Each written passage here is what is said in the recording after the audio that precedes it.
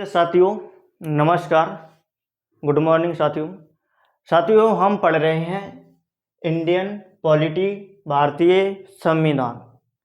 तो दोस्तों, आप सभी का स्वागत है हमारे यूट्यूब चैनल ज्ञानोदय क्लासेस में। दोस्तों, हम इस क्लास में पढ़ेंगे भाग 1 संघ और राज्य क्षेत्र, अनुच्छेद 1 से 4 तक। तो दोस्तों, आप सभी को बता दें कि संविधान कहते कैसे हैं। तो जो संविधान है वो एक किताब है। संविधान सभी के लिए बराबर कानून देता है। संविधान सभी के लिए बराबर कानून को ही हम संविधान कहते हैं। तो सभी के लिए जो बराबर कानून होते हैं उसी को हम संविधान कहते हैं। तो जो सरकार है, राज्य सरकार या केंद्र सरकार, वो काम कैसे करेगी, तो उसके लिए जो प्रावधान दिए गए हैं वो एक किताब में निहित है। उस किताब को हम कहते हैं भारतीय संविधान। अब हम बात करते हैं कि जो भारतीय संविधान है, भारतीय संविधान में 22 भाग है। इसमें बात करेंगे कि भाग कितने हैं, तो इसमें भाग हैं 22 भाग। उसके बाद हम बात करेंगे कि इसमें 22 भाग हैं। अब इसी भाग के अंदर हम पढ़ते हैं अनुच्छेद। तो टोटल अनुच्छेद कितने हैं? टोटल अनुच्छेद हैं 395, 395। उसके बाद हमने देखा है अनुसूचियाँ। तो हमारे जो मूल संविधान है, मूल संविधान में 8 अनुसूची हैं, लेकिन वर्तमान में कितनी है? तो वर्तमान में 12 अनुसूची हैं। तो दोस्तों, हमने अनुसूचियाँ पढ़ ली हैं। अब हमको पढ़ना है भाग पढ़ेंगे, 22 भाग पढ़ना है। उन भाग के अंदर हमको कुछ टॉपिक पढ़ना है जिसको हम बोलते हैं अनुच्छेद। अनुच्छेद को हमको पढ़ना है 395। अगर दोस्तों आपने अनुसूची वाली जो क्लास है वो नहीं देखी है तो आपको जो इंडियन पॉलिटी है उसकी प्लेलिस्ट मिल जाएगी। उसमें लेक्चर 1 लेक्चर 2 करके आपको मिल जाएगी। तो दोस्तों, अब हम स्टार्ट करते हैं भाग 1, जिसको कहते हैं जिसका नाम है संघ और राज्य क्षेत्र, अनुच्छेद 1 से 4। हमने देख लिया है कि भाग कितने भाग हमको पढ़ना है 22, अनुच्छेद कितने 395, अनुसूचियाँ कितनी 12। तो अनुसूचियाँ हमने पढ़ ली हैं। अब हम पढ़ते हैं भाग। सबसे पहले बात करते हैं भाग 1। भाग 1 की हम बात करते हैं तो इसमें क्या है? तो भाग 1 में दिया गया है संघ और राज्य क्षेत्र। संघ और राज्य क्षेत्र, संघ और राज्य क्षेत्र, संघ और राज्य क्षेत्र। इसमें हमको कितने अनुच्छेद पढ़ना होगा? तो इसमें हमको पढ़ना होगा अनुच्छेद 1 से लेकर 4। इसमें हमको टोटल 4 अनुच्छेद पढ़ना है। अब हम बात करते हैं अनुच्छेद 1। यहाँ पे लिखते हैं थोड़ा ऊपर, यहाँ पे अनुच्छेद 1 में क्या बताया गया है साथियों? तो अनुच्छेद 1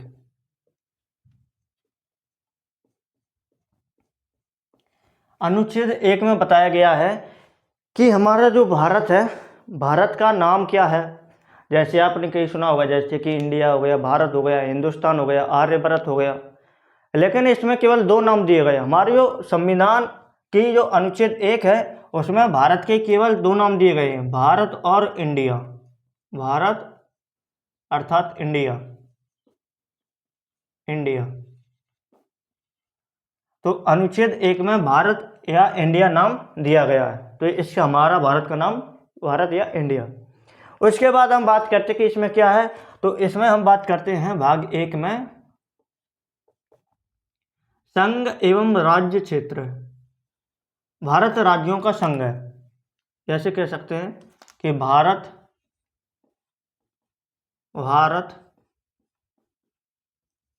राज्यों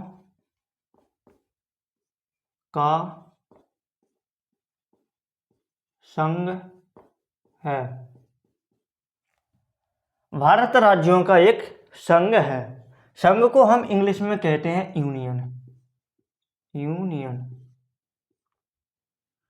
तो दोस्तों, हमारा जो भारत है, भारत में 28 राज्य और 8 केंद्र शासित प्रदेश हैं। तो 28 राज्य मिलकर एक देश बनाती है जिसका नाम है भारत देश। और 8 केंद्र शासित प्रदेश, 8 केंद्र शासित और 28 राज्य मिलकर हमारे पूरे भारत को बनाता है। इधर क्या है, अंडमान निकोबार, इधर क्या है तो इनकी लक्षद्वीप। तो ये भी हमारे क्या है, केंद्र शासित प्रदेश। तो ये सभी मिलकर 28 राज्य और 8 केंद्र शासित मिलकर हमारे भारत देश को बनाते हैं। इसलिए पहले अनुच्छेद में बताया गया है कि भारत राज्यों का एक संघ है। संघ बोले तो जो भारत है वो राज्यों से मिलकर बना है। अब हम कुछ समझते हैं। और जैसे एक आता है संघ, आता है परिसंघ, आता है, तो हम बात करेंगे कन्फेडरल। कन्फेडरल कन्फेडरल इसका मतलब होता है कि इसमें छोटे छोटे राज्य मिलकर, इसमें छोटे छोटे राज्य मिलकर, छोटे छोटे राज्य मिलकर, छोटे छोटे राज्य मिलकर, छोटे छोटे राज्य मिलकर अपनी शक्तियां हैं वो बड़े राज्य को देती हैं। फिर राज्य क्या देता है, तो छोटे छोटे राज्य मिलकर अपनी कम शक्तियां देकर सरकार देश बनाती हैं, देश बनाते हैं। तो जो कन्फेडरल होता है उसमें छोटे छोटे राज्य मिलकर अपने जो देश को है वो शक्तियां प्रदान करते हैं, और जिससे कि एक देश बनता है उसे हम कन्फेडरल कहते हैं। उसी प्रकार से फेडरेशन होता है। क्या होता है, फेडरेशन। फेडरेशन क्या है, तो इसमें भी है, फेडरेशन में भी यही कि छोटे छोटे राज्य वो मिलकर इसमें क्या करेंगे, इसमें राज्य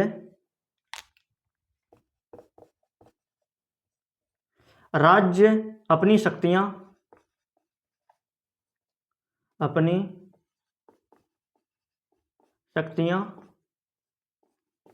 देश को देकर, अपनी शक्तियां देश को देकर एक देश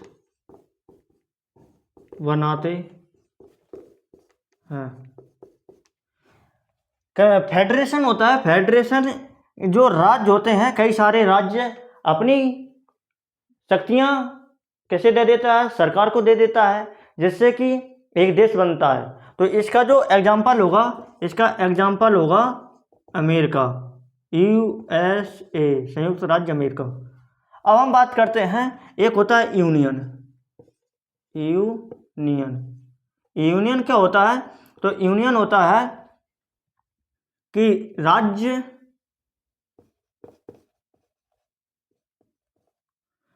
राज्यों का एक संघ।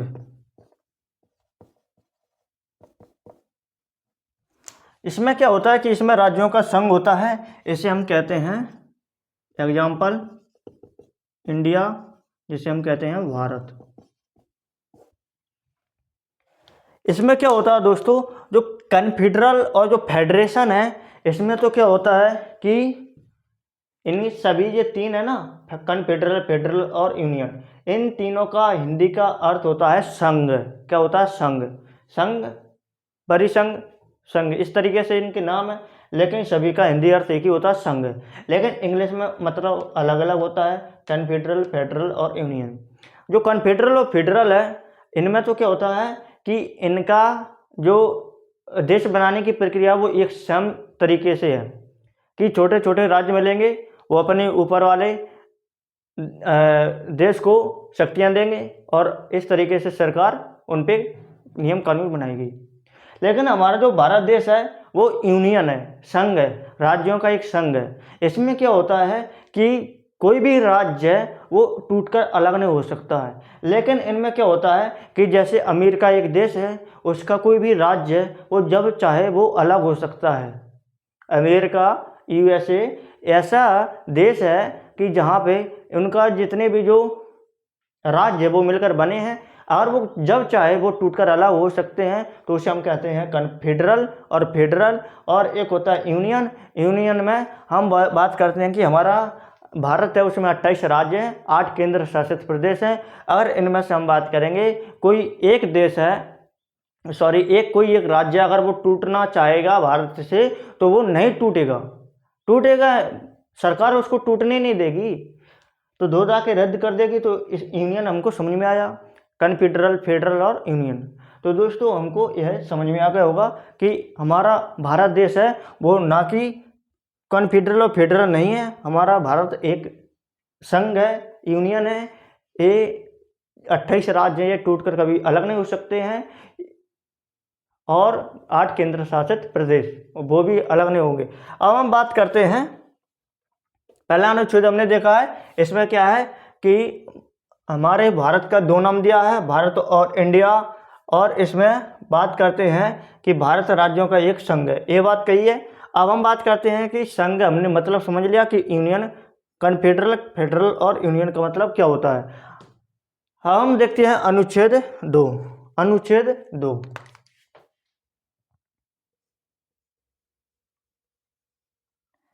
अनुच्छेद 2,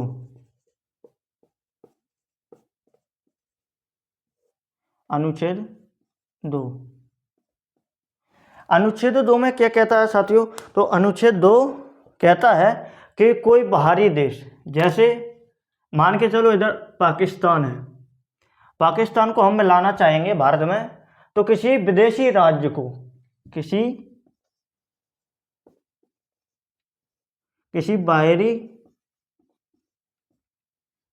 बाहरी भूभाग को भारत में मिलाना।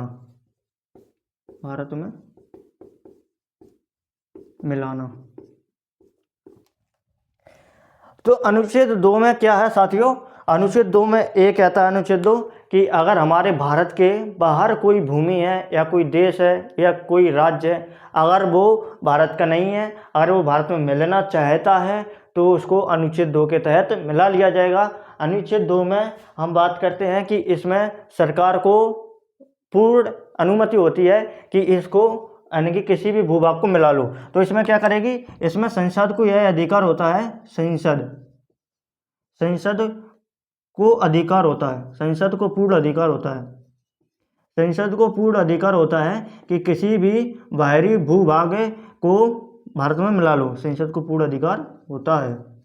इसमें राष्ट्रपति के हस्ताक्षर की जरूरत नहीं होती है, इसमें होती है लेकिन राष्ट्रपति हस्ताक्षर करने को मना नहीं कर सकता है। तो इसमें क्या होता है, राष्ट्रपति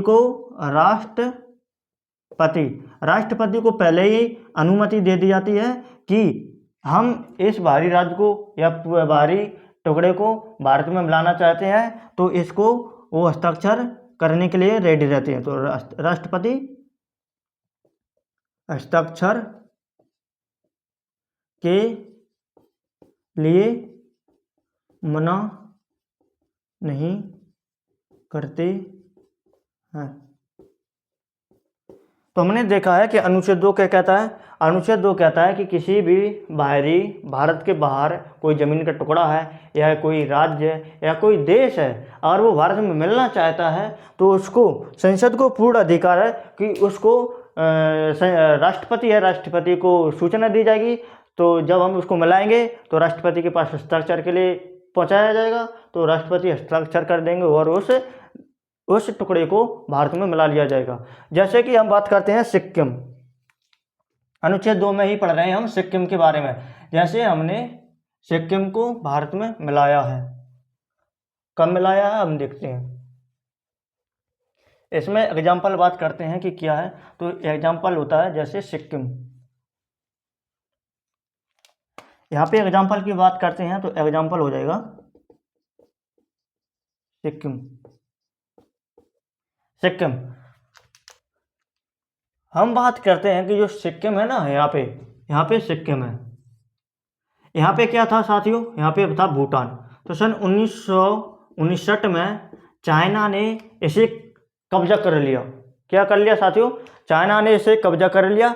तो जो सिक्किम है, सिक्किम भी यहाँ जो 1959 में तिब्बत को चाइना ने कब्जा लिया, तो सिक्किम के लोग यहाँ से डर गए और सिक्किम ने कहा कि हम तो भारत में मिलेंगे।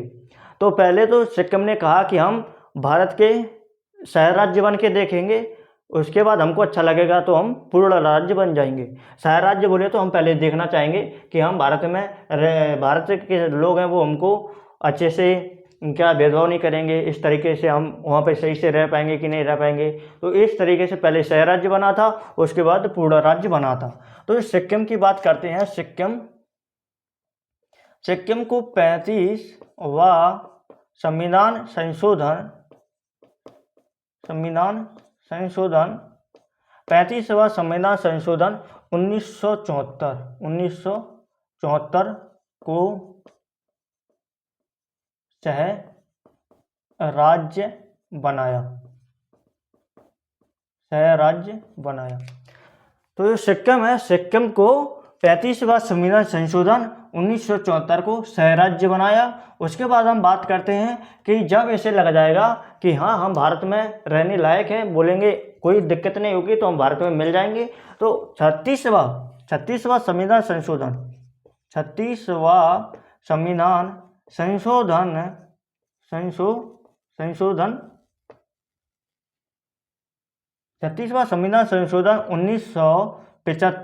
1975 को पूर्ण राज्य बना।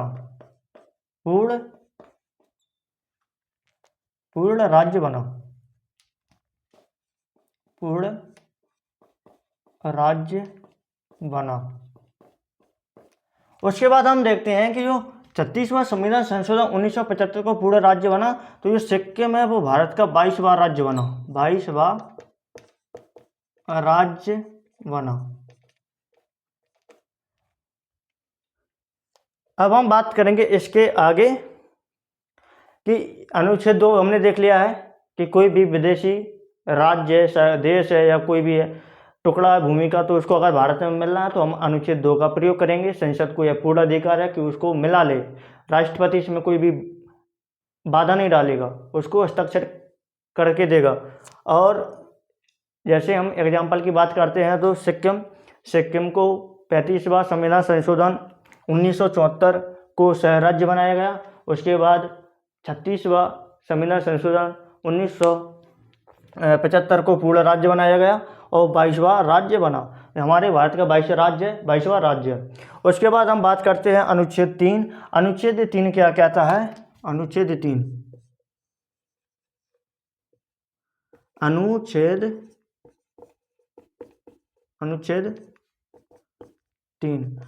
3 कहता है कि भारत के अंदर जितने भी 28 राज्य हैं और 8 केंद्र शासित प्रदेश हैं, अगर सरकार चाहेगी, संसद चाहेगी, तो ये जो 28 राज्य हैं उनकी नाम सीमा